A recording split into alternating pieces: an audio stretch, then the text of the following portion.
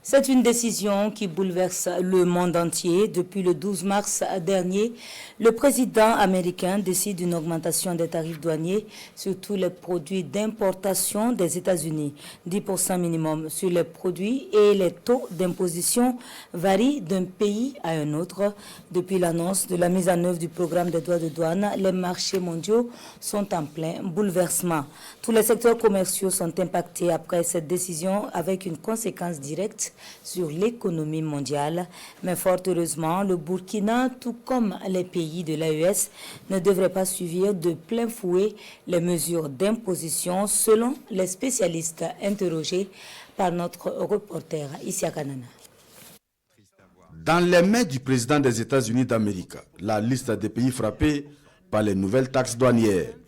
Donald Trump, dans le jardin de la Maison-Blanche face au gouvernement américain, dévoile ainsi ses nouvelles cibles dans cette guerre commerciale lancée depuis son retour au pouvoir. L'image fait le tour des médias et inquiète plus d'un. Le président américain impose sa politique commerciale au reste du monde, 10% minimum sur les produits d'importation et les taux d'imposition varient d'un pays à un autre. Et quand vous regardez les différentes mesures qui ont été prises, c'est exactement une mesure de protection. Une mesure, selon lui, imposer des droits de douane, c'est exactement protéger l'économie américaine et donner une force à l'économie américaine. Voici un peu son idée. Une politique souverainiste donc pour donner une force à l'économie américaine. L'augmentation de ces droits de douane décidée par l'administration Trump entre en vigueur à partir de ce mercredi 9 avril 2025.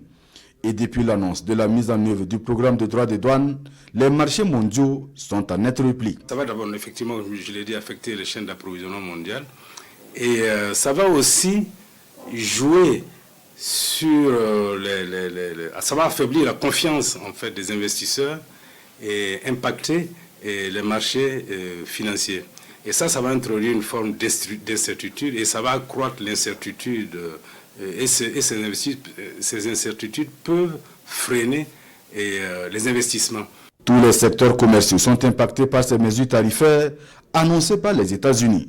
Et l'Afrique, l'autre bout du monde, n'est pas en reste. En 2000, Clinton avait signé ce qu'ils appellent l'African Growth and Opportunity Act, et qui donnait l'occasion aux États africains d'exporter des produits sans tarif douanier.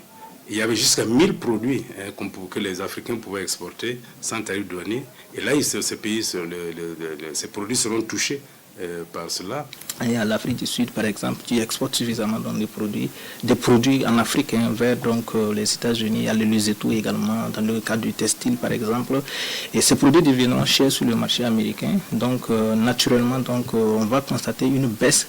On pourrait constater une baisse dans les exportations dans de ces pays vers les États-Unis et par conséquent une baisse dans les revenus des ménages, de ceux qui travaillent, tous ceux qui travaillent dans ces industries. Pas d'inquiétude à se faire. Cependant, pour les pays de l'AES, rassure le docteur Pousseni Bakouan.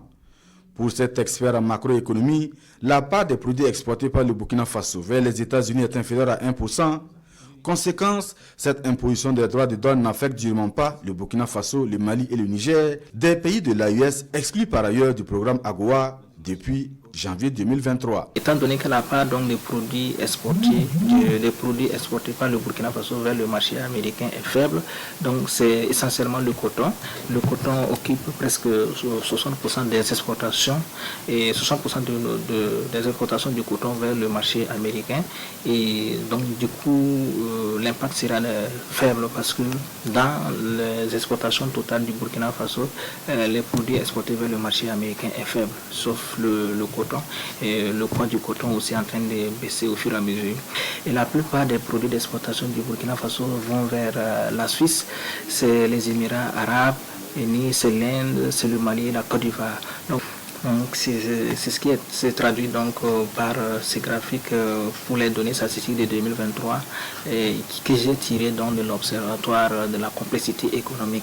Tous sont unanimes. Cette guerre commerciale imposée par les États-Unis devrait être un catalyseur pour la redéfinition des politiques africaines en matière de commerce international. Plus nous nous mettons ensemble, nous allons redéfinir le marché. Nous allons revoir Et je crois que c'est d'ailleurs pour ça, et ça c'est très important, pour tous les phénomènes qui se passent actuellement, je pense qu'on peut déjà féliciter nos chefs d'État dans le cadre de l'AES, qui ont déjà eu une clairvoyance. D'abord pour le Burkina dit je ne vends plus mon or. Donc si je n'exporte plus mon or, je ne suis plus touché par leur politique. De façon générale, ce sont des produits de base que nous exportons vers les États-Unis notamment. Mais ça, c'est une occasion de réaliser, de comprendre qu'en fait, il faut qu'on retourne et qu'on essaie de voir comment on peut revoir nos politiques économiques et essayer de voir comment on peut transformer de façon substantielle nos produits avant de les exporter. Et je crois que là, ça pourrait... Je crois que c'est une occasion, encore une fois, qui est donnée à l'Afrique et qui est aussi donnée aux pays de l'AES pour pouvoir revoir leur politique économique et revoir leur politique d'industrialisation de façon globale, qui pourrait être plus favorable à nos économies, la transformation, je veux dire, de nos biens sur place. Ces droits de douane auraient probablement un impact négatif sur les perspectives de croissance mondiale, indiquent par ailleurs ces spécialistes en économie. Des économistes qui restent cependant optimistes de voir le président américain revenir à de bons sentiments pour un commerce mondial plus équitable.